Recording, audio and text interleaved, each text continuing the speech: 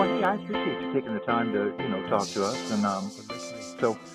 We're big fans of the Atheist Experience. And so thank you, thank you for your time.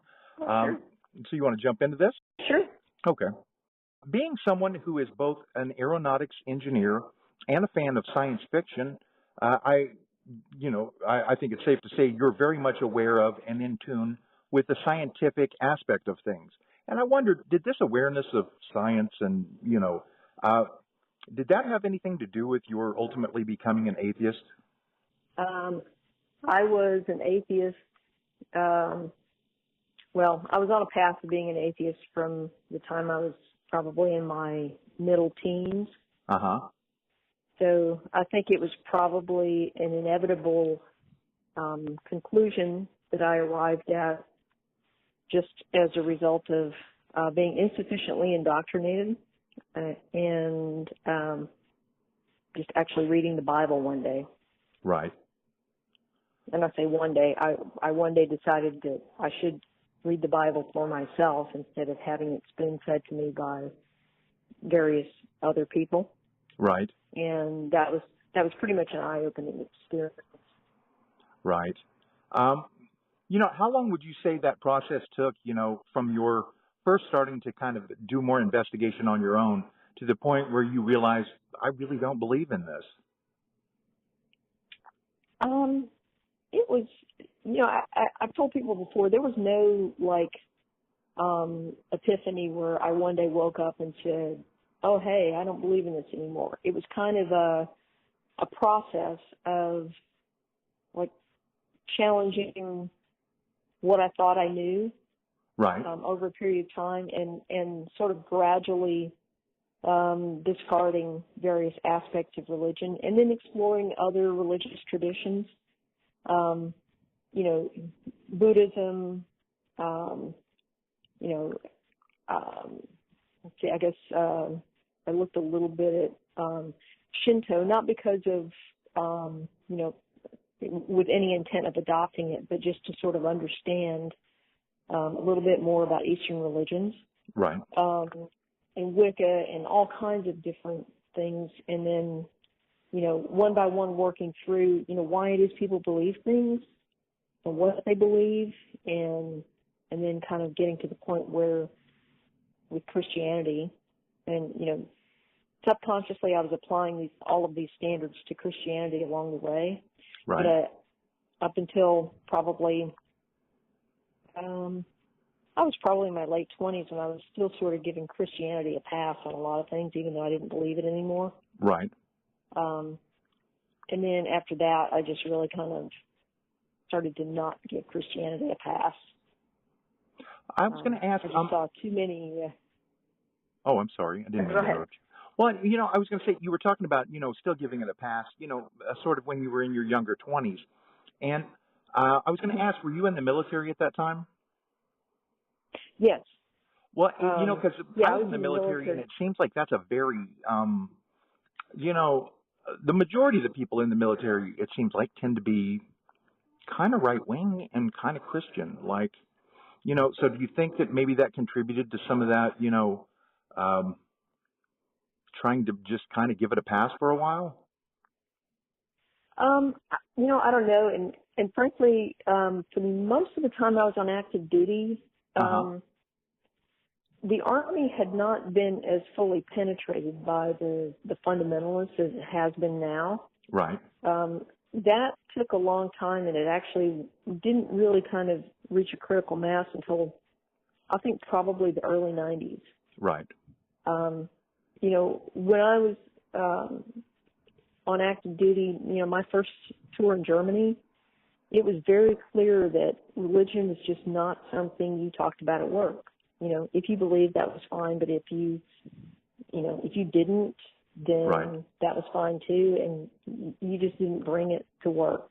And in fact, we had one battalion commander when I first got to Germany he was an evangelical Christian, very fundamentalist in his beliefs, to the point where he didn't even think anybody should be drinking or anything like that. And people kind of talked about him behind his back and laughed at his beliefs. Right. So he was kind of a joke. And that's kind of the attitude was. It wasn't until I got off active duty and I was actually in the reserves again that it became obvious that a lot of fundamentalists had penetrated the military, particularly the Army Reserve. Right. And I started kind of butting heads with a lot of these guys. Right. And that was, it was actually a little bit before that I had stopped giving religion a pass. And some of that was some things I saw people doing during Desert Storm. Right. That, basically using unit resources that belong to everyone in the unit and pretending that they could be controlled exclusively by the chaplain. And that, if you wanted access to those things, then you had to attend some kind of religious activity. Oh, okay. And that was infuriating. But then I started thinking about all the other things that religion does. They claim to be a force for good, but then they cause a lot of the problems they claim to solve. Yeah, I can see that. I wanted to ask you, and this is sort of a personal question, but you are you are a lesbian, and I'm curious, as not just a lesbian, but as an atheist lesbian in the military at the time, when you were, when it was much more of a hidden thing, for the most part. I wondered, was that a tough road? What was that experience like for you? Well, the whole that was back when you could not come out, right?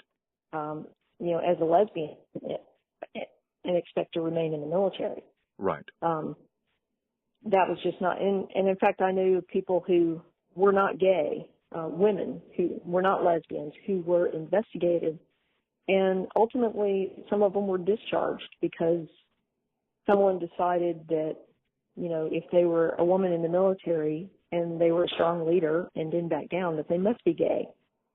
And, on the one hand, you're like, oh, well, that's kind of a compliment. On the other hand, it's like, wait a minute, this is being used as a weapon of sexism to eliminate women, from the military. Right. It's pretty effective. And so, you couldn't serve openly. And that has its own pitfalls.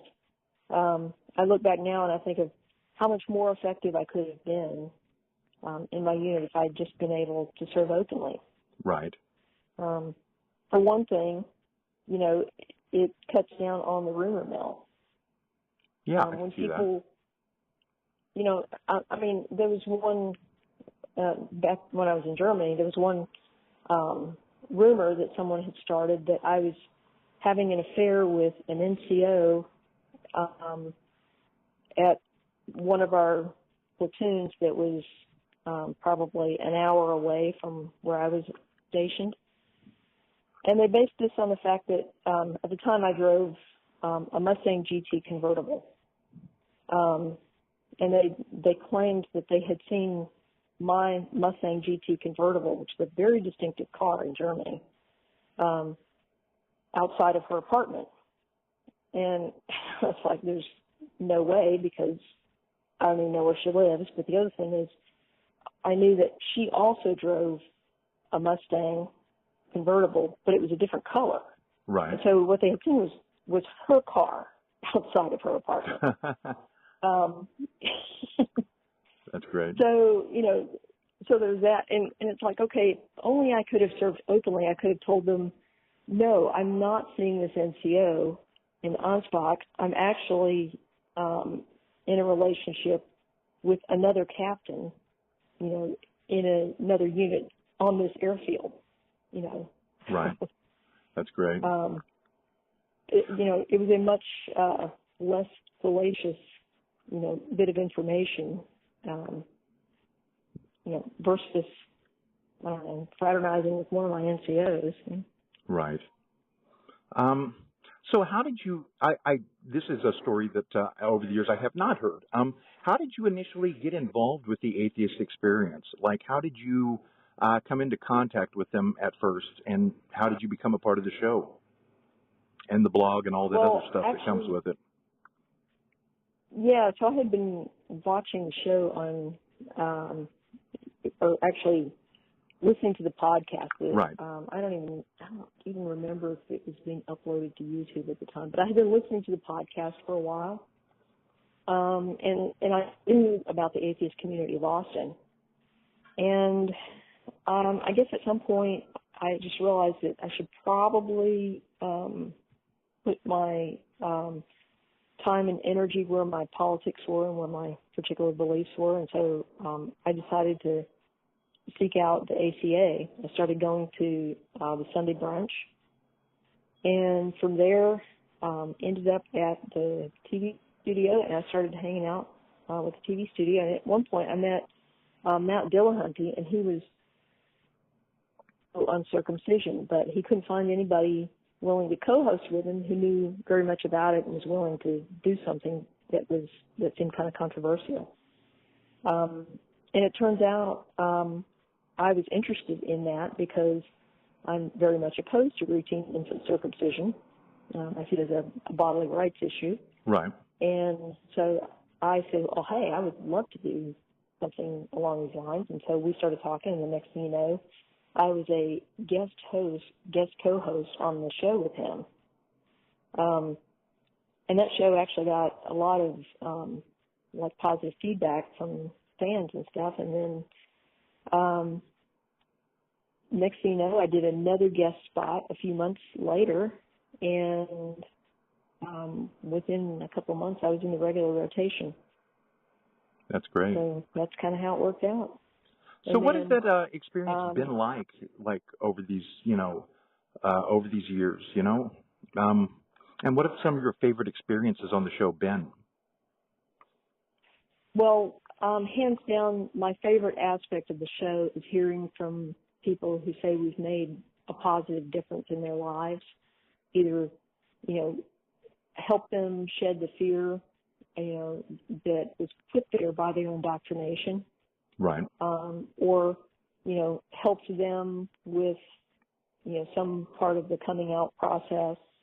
But, I think part of it is we kind of give people, I don't know if I would call it a roadmap, but it's sort of a, some options for how to live your life as an atheist without apology or, without hiding.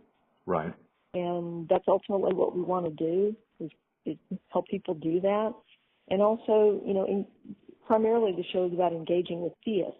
We want to know what they believe, but more importantly, we want to know why they believe it, because a lot of people hold beliefs and they have no idea why they actually believe it, other than, well, my parents told me this when I was a kid, and, yeah, I think it's true. They wouldn't lie to me, Right.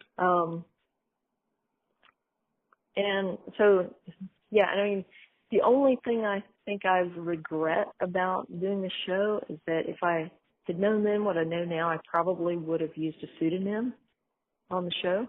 Oh, yeah? Yeah, because all of us on the show, we use our real names. We're out there. Right. And it's, it's kind of rare. It's not like it's an everyday thing, but there have been a few uncomfortable moments out there when somebody becomes a little too attached. And, oh, yeah. And, you wish you had that extra layer of anonymity. Do you ever experience the opposite side of that, like running into people that are opposed to what you talk about and what you do, that want to pick a fight or something? Like, do you ever run into those people out in the world? Not in person. And in fact, I'm almost never recognized around Austin, or if people do recognize me, they treat it like Austin's not the kind of place where if you see a celebrity, people run up and mob this person. Yeah.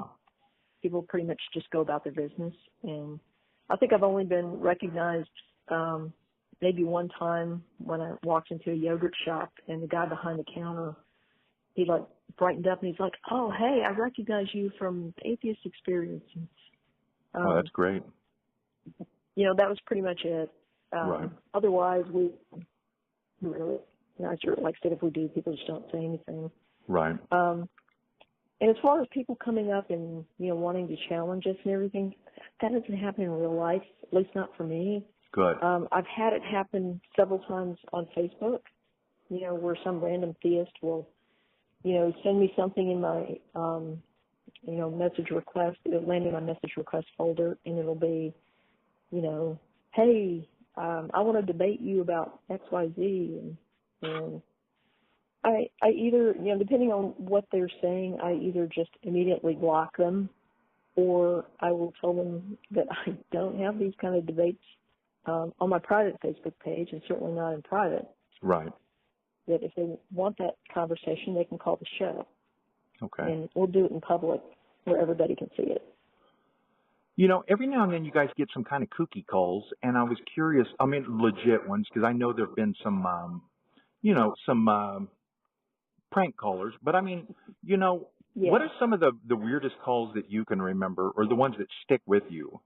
And again, I know there are a lot of those where there are people that just don't know why they believe. But, on occasion there are also people that have kind of just weirder than just the regular vanilla beliefs, or kind of have weird reasoning for things. And I just wondered if any of that stands out to you.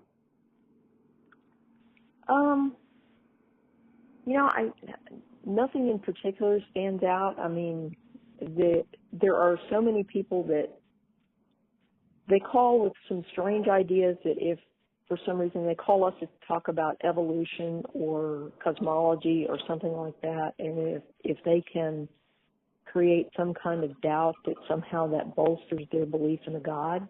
Right. And, these people are just deeply confused about how it works.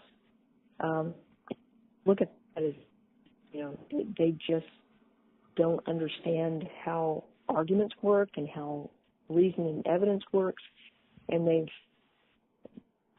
really don't know how to think properly about these things. But I guess, some of the strangest calls I've gotten have been probably the anti-vaxxers. Oh, yeah. Who are absolutely convinced that there's all these toxins, and, there were all these kids that were perfectly normal, and then they had their MMR, and then suddenly they're autistic. And so I end up doing a vaccine show probably once a year. Right. Just to remind people that vaccine preventable diseases, and there's no reason to be afraid of a vaccine. Now, you've had a fascination with, and you focus a lot on, the conspiracy theories, things like that. And as you know, there are really some nutso conspiracy theories out there right now, like that whole Q thing, where they say that Tom Hanks and Spielberg are, pedophiles.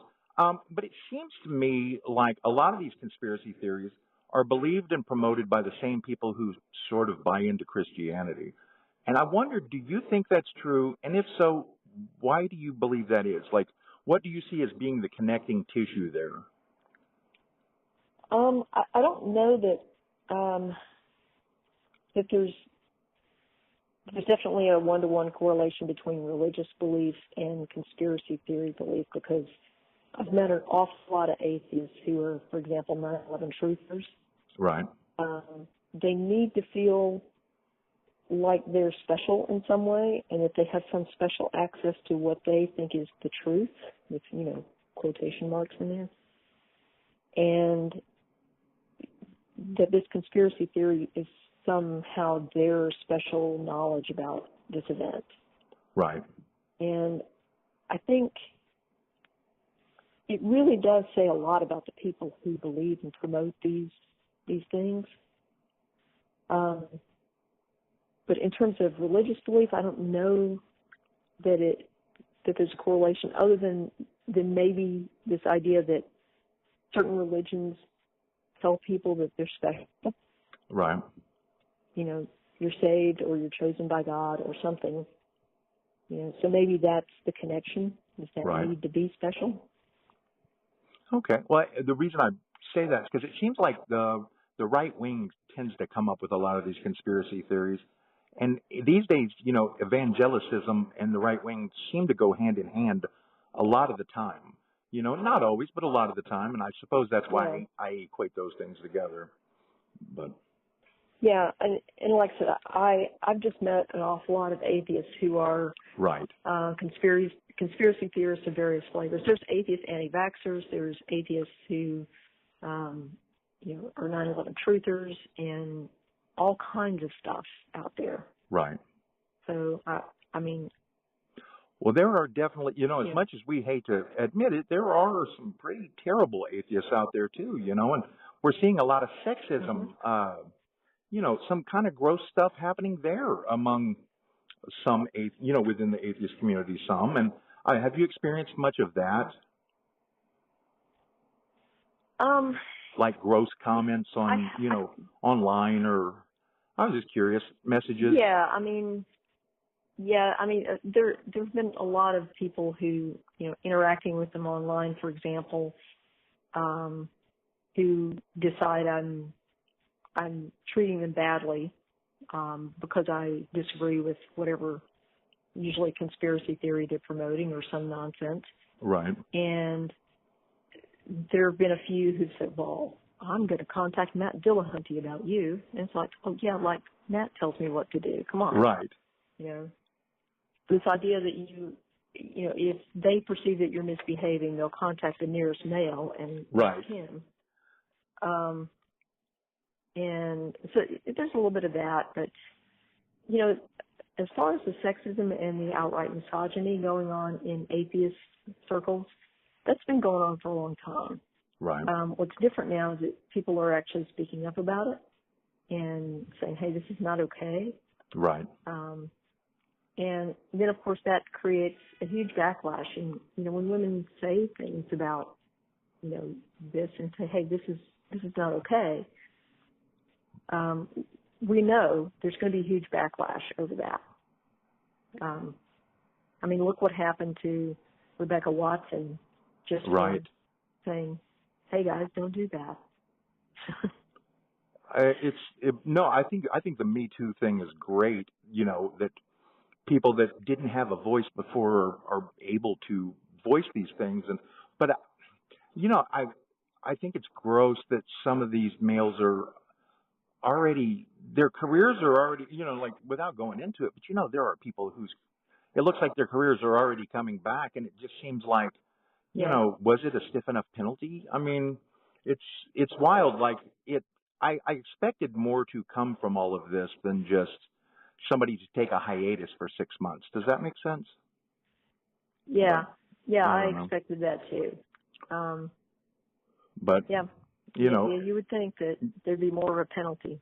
You would, or you would hope at least. But the last question I had tied in with that last one. I was curious, and this is a kind of a political tied in thing, but the one thing we can say about the right wing is that they have been trying their hardest to kind of marginalize non-believers, or to that point, just people who are non-Christians.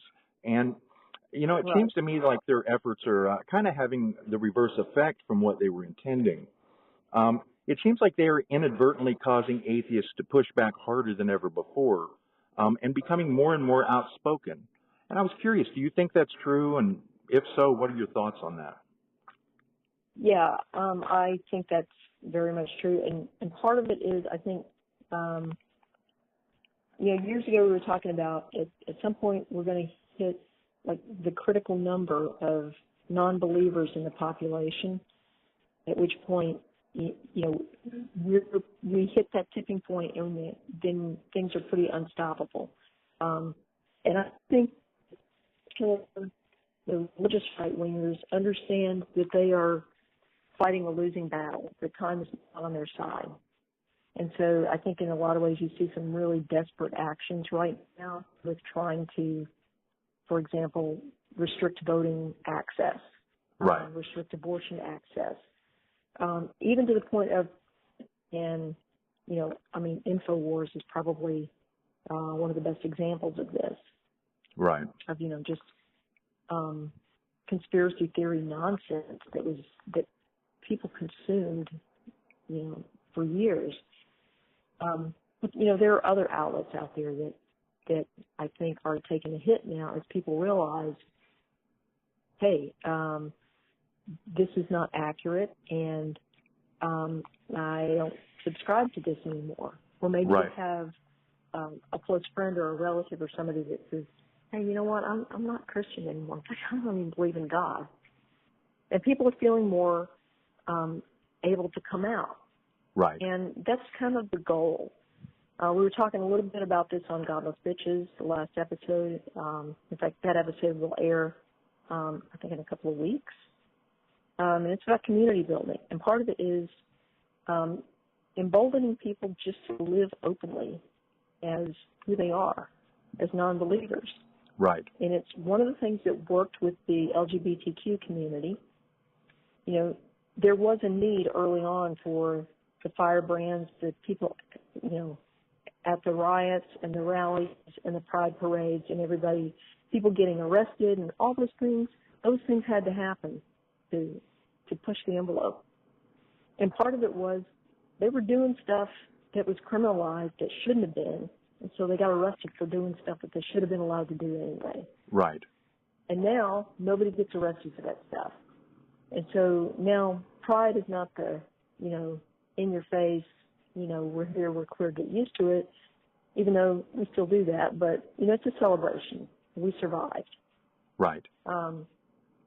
And so, that's, all that stuff's still important, but the big thing now for atheists is just what happened with the LGBTQ community. There was people that, hey, you know what, I'm just going to live where I live openly, without apology, and you guys will have to figure out how to deal with it. And that's kind of where we are as atheists, too. So we have to, all of us, be willing to come out in our communities where we can, where it's safe, and say, hey, I don't believe. I'm here without apology or explanation. You guys have to figure out how you're going to deal with that. Right. No, I think that's great. Well, Jen, I really appreciate you taking the time to talk to us.